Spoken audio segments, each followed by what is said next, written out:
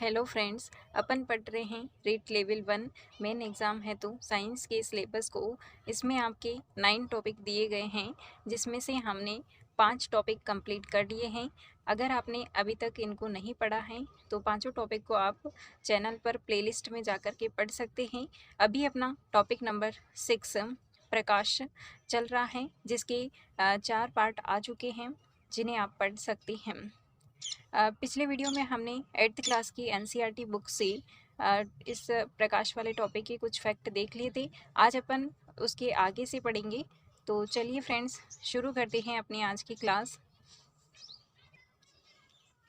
देखिए फ्रेंड्स, पिछले वीडियो में हमने इसके जो बेसिक फैक्ट हैं और परावर्तन के नियम, परावर्तन के प्रकार वगैरह के बारे में पढ़ा था। आज अपन देखेंगे हमारे नेत्र, यानी कि जो नेत्र है उसकी संरचना के बारे में देखेंगे। उसमें किस प्रकार से प्रतिबिंब बनता है, उसकी आकृति कैसी होती है, उसमें कौन कौन से भाग होते हैं, ये अपन देखते हैं। तो पढ़ते हैं फ्रेंड्स अपन। अब हमारे नेत्र नेत्र हमारी सबसे महत्वपूर्ण ज्ञानेंद्रियों के अंदर आता है, और इसकी जो आकृति है वो गोलाकार होती है, और इसका बाहरी आवरण सफ़ेद होता है तथा कठोर होता है, ताकि आंतरिक भागों की सुरक्षा कर सके।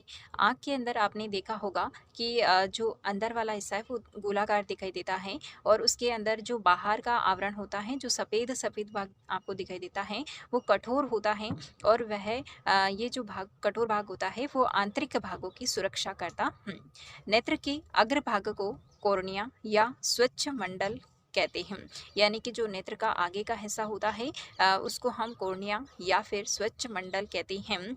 कॉर्निया के पीछे एक गहरे रंग की पेशियों की संरचना होती है, उसे हम परितारिका या आइरिस कहते हैं। और आइरिस में एक छोटा सा द्वार होता है, जिसे हम पुतली कहते हैं।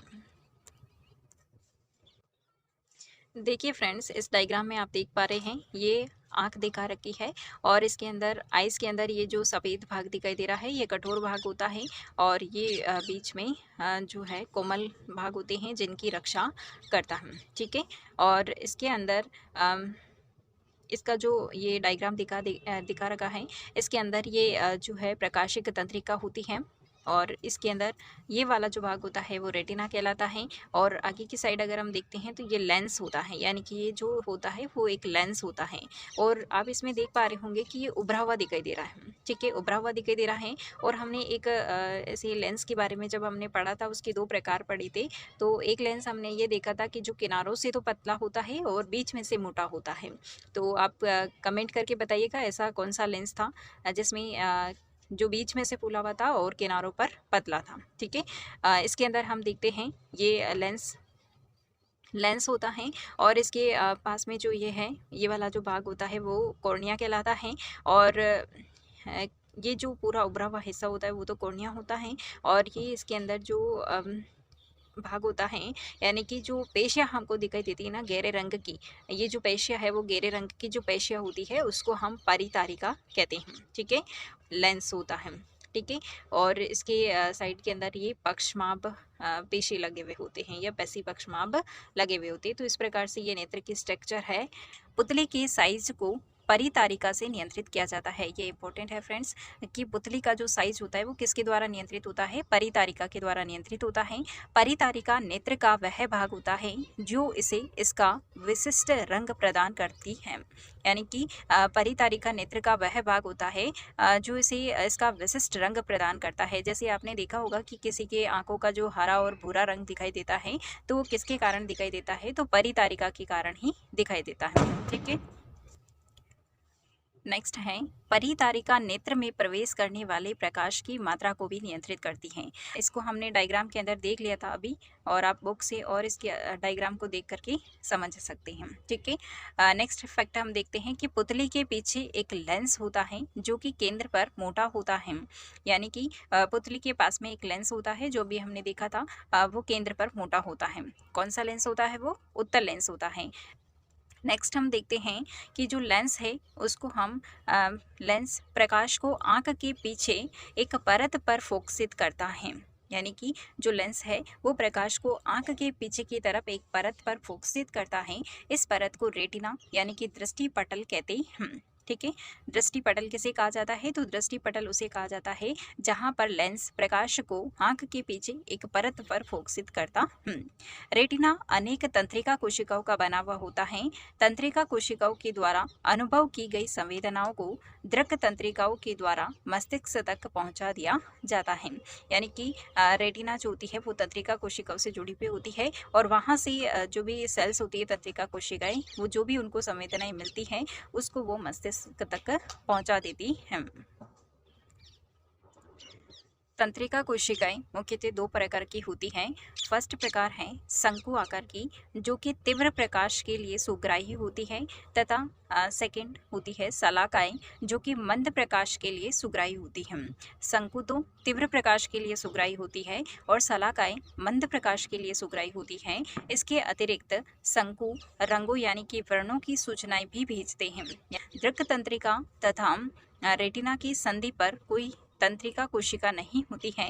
इस बिंदु को अंध बिंदु कहा जाता है। ठीक है, यानी कि जो दृक तंत्रिका होती है तथा जो रेटिना की संधि होती है उस पर कोई तंत्रिका कोशिका नहीं होती है। इस बिंदु को हम अंध बिंदु कहते हैं। नेक्स्ट हम देखते हैं वह न्यूनतम दूरी जिस पर नेत्र स्पष्टतया देख सकते हैं वो आयु के साथ बदलती जाती है। यानी कि जैसे जैसे आयु बढ़ती जाती है तो नेत्र से देखने की जो क्षमता है वो भी कम होती जाती है। नेक्स्ट है सामान्य नेत्र के द्वारा पढ़ने के लिए सर्वाधिक सुविधाजनक दूरी लगभग 25 सेंटीमीटर होती है। यानी कि जब हम नॉर्मली पढ़ाई करते हैं किताब से या बुक से, तब हमारे नेत्र की और बुक के बीच में लगभग 25 सेंटीमीटर का गैप अवश्य होना चाहिए और ये सबसे बेस्ट माना जाता है। तो हमारे सामान्य नेत्र के द्वारा कितने सेंटीमीटर की दूरी होनी चाहिए? तो पढ़ने के लिए तो 25 सेंटीमीटर की होनी चाहिए। कुछ मनुष्य पास रखी हुई वस्तु को स्पष्ट रूप से देख सकते हैं परंतु दूर की वस्तु को स्पष्ट देख नहीं पाते हैं। इसे हम निकट दृष्टि दोष कहते हैं। आपको इसमें सावधानी रखनी है फ्रेंड्स, इसका नाम है निकट दृष्टि दोष, लेकिन इसमें दूर की वस्तुएं स्पष्ट दिखाई नहीं देती हैं। ठीक है, तो इसको हम निकट दृष्टि दोष कहते हैं जिसमें दूर की वस्तु स्पष्ट दिखाई नहीं देती है। इसके उपचार के लिए उपयुक्त फोकस दूरी का अवतल लेंस यूज में लिया जाता है। आप इसको कैसे ध्यान में रखेंगे ताकि कंफ्यूज नहीं हो? तो आपको ध्यान में रखना है कि दूर की वस्तुएं हमको दिखाई नहीं दे रही है, यानी कि दूर की यानी कि बड़ी दूरी हमको दिखाई नहीं दे रही है, तो बड़ा वाला नाम यानी कि उत्तल और अवतल दोनों में से बड़ा नाम कौन सा होता है? अवतल होता है ना। तो दूर की अगर हमको वस्तुएं दिखाई नहीं दे रही है तो दूर की वस्तुएं देखने के लिए बड़े नाम वाला हमको लेना है लेंस। कौन सा वाला है? अवतल लेंस है। ठीक है फ्रेंड्स, नेक्स्ट हम देखते हैं निकट दृष्टि दोष को मायोपिया भी कहा जाता है। यानी कि जो निकट दृष्टि दोष होता है उसको एक अन्य नाम मायोपिया के नाम से भी पुकारा जाता है। इसके विपरीत कुछ मनुष्य निकट रखी हुई वस्तु को स्पष्ट नहीं देख पाते हैं परंतु दूर की वस्तु को स्पष्ट देख सकते हैं। इसे हम दूर दृष्टि दोष कहते हैं। देखिए फ्रेंड्स, इसका नाम है दूर दृष्टि दोष, लेकिन इसमें निकट में रखी हुई जो वस्तुएं होती है वो स्पष्ट दिखाई नहीं देती है। यानी कि पास में रखी हुई वस्तुएं है यानी कि कम दूरी वाली जो वस्तुएं हैं वो भी हमको दिखाई नहीं दे रही हैं।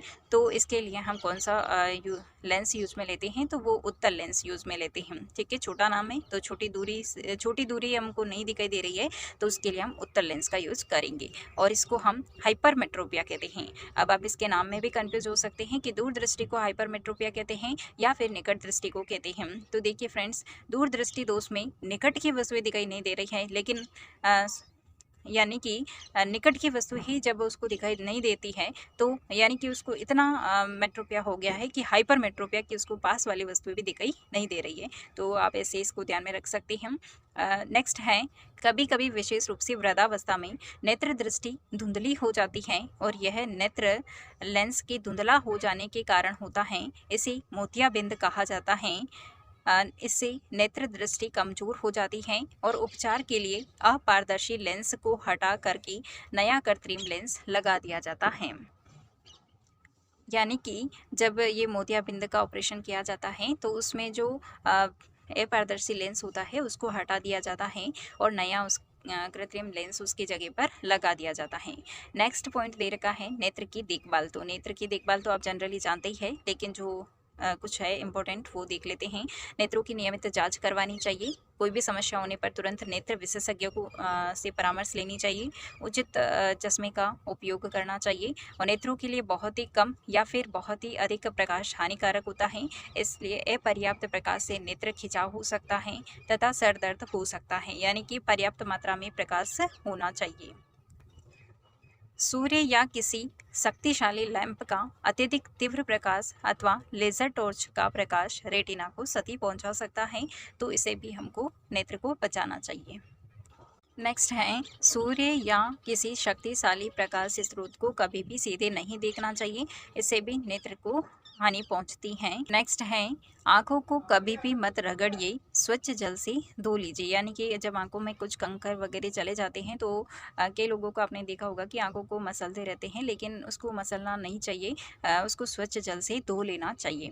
नेक्स्ट है, पठन सामग्री को सदैव दृष्टि की सामान्य दूरी से पढ़िए। यानी कि अभी हमने देखा था कि पठन सामग्री को पढ़ने के लिए कितनी सेंटीमीटर की सामान्य दूरी हमको रखनी चाहिए, तो 25 सेंटीमीटर की जो है सामान्य दूरी हमको रखनी चाहिए। ठीक है। नेक्स्ट है, संतुलित आहार लेना चाहिए, क्योंकि विटामिन ए की कमी अगर हो जाती है तो उससे रतौंधी रोग हो जाता है। और ये विटामिन ए के कुछ स्रोत बताए हुए कि कच्ची गाजर, फूल गोभी तथा हरी जो सब्जियां होती है जैसे पालक तथा कोड लिवर ऑयल, अंडे, दूध, दही और पनीर, मक्खन और फल जैसे आम, पपीता आदि जो है ये इनसे प्राप्त होता है विटामिन ए। ठीक है। नेक्स्ट नोट के रूप में है कि प्रकाश के अपने रंगों में विभाजित होने को प्रकाश का विक्षेपण कहते हैं। यानी कि प्रकाश जब अपने रंगों में विभाजित हो जाता है तो उसको हम प्रकाश का विक्षेपण कहते हैं। और इंद्रधनुष जो है वो विक्षेपण को दर्शाने वाला एक प्राकृतिक परिघटना है। अदर और कुछ इंपॉर्टेंट फैक्ट हैं नेत्र से संबंधित, वो हम देख लेते हैं। केकड़े के अंदर नेत्र बहुत ही छोटे होते हैं। आपने केकड़े देखे होंगे पानी के अंदर, तो उनके जो नेत्र होते हैं वो बहुत ही छोटे होते हैं, पर वे है चारों ओर देख सकते हैं। यानी नेत्र बहुत ही छोटे होते हैं लेकिन फिर भी वे उन नेत्रों से चारों तरफ देख सकते हैं। इसी प्रकार से तितली के जो नेत्र होते हैं वो बड़े होते हैं, जो कि सहस्त्र छोटे नेत्रों से मिलकर के बने हुए प्रतीत होते हैं। यह केवल सामने अथवा पार्श्व में ही नहीं बल्कि पीछे का दृश्य भी देख सकती है। ठीक है। उल्लू रात में देख सकता है परंतु दिन में नहीं देख सकता है, क्योंकि इनके नेत्र जो है उसमें बड़ा कोणिया होता है और पुतलियाँ भी बड़ी होती हैं, ताकि नेत्र में अधिक प्रकाश प्रवेश कर सके। शलाकाएँ अधिक होती है इसमें और शंकु कम होते हैं। नेक्स्ट है, चील और गरुड़ दिन के अंदर अच्छी तरह से देख सकते हैं, परंतु रात में ये ठीक से नहीं देख पाते हैं। इनमें शलाकाएँ कम होती हैं और शंकु अधिक होते हैं। ठीक है फ्रेंड्स, तो आज के लिए इतना ही फ्रेंड्स, मिलते हैं नेक्स्ट वीडियो के अंदर। तब तक के लिए thanks for watching this video. जय हिंद, वंदे मातरम।